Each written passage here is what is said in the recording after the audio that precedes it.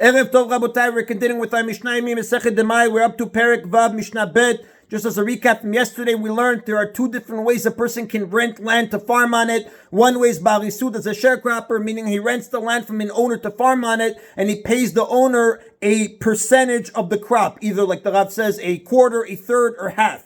Another way you can rent land to farm on it is Becharichut Echocher. He also rents the land to farm, but instead of giving a percentage of the crop, he gives a fixed amount of produce to the owner as payment. Now, we learned also yesterday that in Aris, a sharecropper, when he pays the owner his percentage of the crop, he doesn't have to tithe the produce first. He can give the owner his percentage while it's still tevel, and the owner will go and separate the tithes. However, a chocher, somebody who is a tenant farmer, meaning he pays a fixed amount of produce, if he rents the field from a Jewish owner, he has to separate tirumah beforehand. Then he gives the owner whatever fixed percentage of the produce that he promised. However, he can subtract the tirumah that he took out from the portion he's giving to the owner. He doesn't have to take the loss, meaning he separates tirumah, subtracts that from the owner's total that he owes him, and then he gives him the rest. Today's Mishnah, we're going to discuss if you are a chocher, if you are a tenant farmer of a non-Jew. The Mishnah says, "Chocher sedem min oved kochavim." Somebody who rents a field as a tenant farmer from an idol worshipper, me'aser v'noten lo, he has to separate all the tithes and only then give the landowner his share. Meaning, he has to separate both tirumah and the ma'asrot from the landowner's share of the crop before he gives it to him. Plus, he has to take the loss. He has to take the loss and he has to give the landowner the full amount that he promised him, the fixed amount of produce, without subtracting any of the terumot and maasrot that he takes out before he gives it to him. Very big stringency. And the Mefarshim explained, the Rav says, the Chachamim penalized him. The rabbis gave a penalty on this chocher who is renting a field of a non-Jew because they wanted to discourage people from renting land in Eretz Yisrael from Goyim, and this would pressure the idolaters to sell the land to the Jews. So what they do, they made it more attractive for the goy to sell the land to the Jew rather than having to find somebody that's willing to do it when nobody wants to, because the burden is too much. You have to not only give the terumah, you have to take out terumah masrot, you also have to give the full amount that you promised to the landowner without subtracting anything. Now, why doesn't the non-Jewish landowner just go try to find a sharecropper? The reason is because a non-Jewish landowner would rather have a tenant farmer, which is more productive for him. He gets more out of it. He gets a fixed amount. A aris, again, it goes based off the success of the field. So this non-Jewish owner, he would rather sell it to a Jew at an affordable cost rather than have to go find a sharecropper. So the Chachamim made it hard on this tenant farmer. That way he won't go out of his way. He's not going to go and rent it from a goy landowner, and the goy will have to sell it to a Jew at an affordable price, giving all the land back in Eretz Yisrael to the Jews. Now, even though we said that a sharecropper can give the produce that he owes to the landowner without separating any tithes first, there is a case where he also has to separate tithes from the land that he rents from a goy. Rabbi Yehuda says,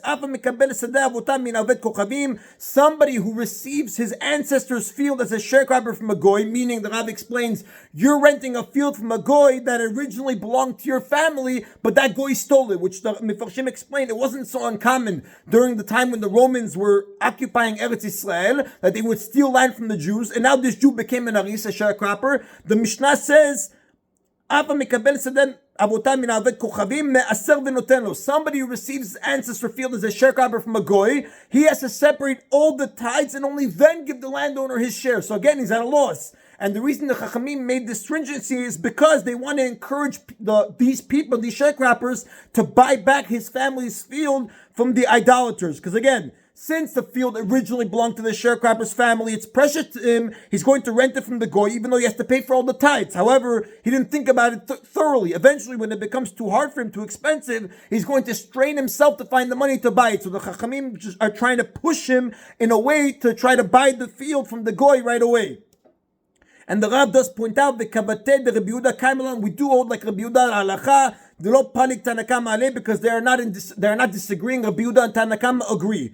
That is the in Raboteh Mishnah Bet. Mishnah Gimel, we discussed, and based on Mishnah Aleph, that a aris, a sharecropper, he can give the landowner his share without tithing it first. So the Mishnah now is going to discuss a case when you have a sharecropper who's a Kohen or a Levi. Does he have the right to take for himself the terumah or maaseh from the landowner's share? Or does the landowner have the right to give it to any Kohen or Levi that he wants? And the Mishnah says like this, Kohen veLevi shekiblu sadeh miYisrael. If a Kohen or a Levi received a field as a sharecropper from a Jewish homeowner, kishem shecholkin bachurin kach cholkin bateruma.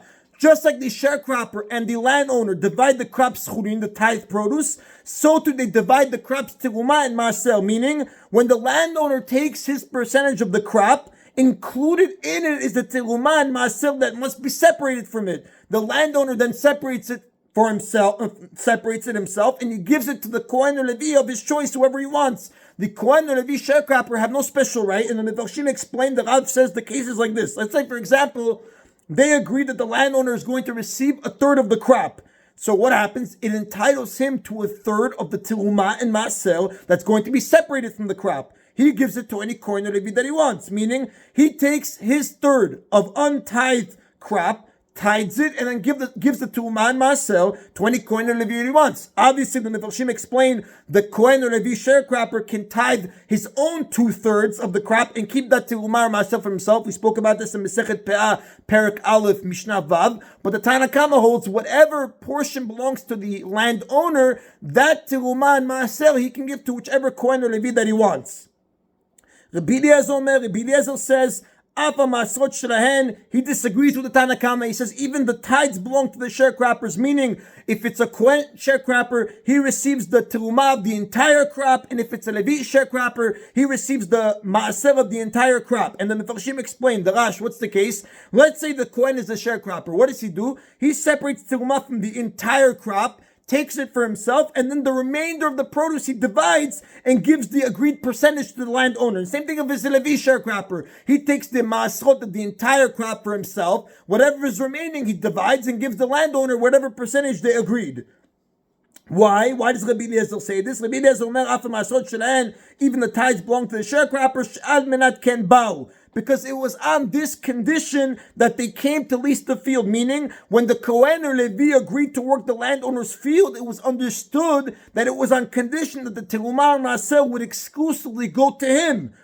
Now, the Mefarshim explained, the Rav says, that en halacha k'Rabbi Eliezer, the halacha does not follow Rabbi Eliezer. Why? Even though this is the understanding of the Kohen Levi when they came down to work, b'meh kanu. How exactly did they make a kinyan? Since there was no kinyan to transfer the right of the teruma and maaser to the Kohen or to the Levi, this understanding basically is worthless. We don't take it into account. Therefore, the halacha is like the Tanna Kama, that the Kohen or Levi have no exclusive right to the teruma or maaser of the landowner's portion. Obviously, like we said, the teruma and maaser of their own portion they can keep, but the teruma and maaser of the landowner's portion can go to any Kohen or Levi that the landowner desires. That is the end of today's Mishnah. Baruch Adonai le'olam, amen v'amen.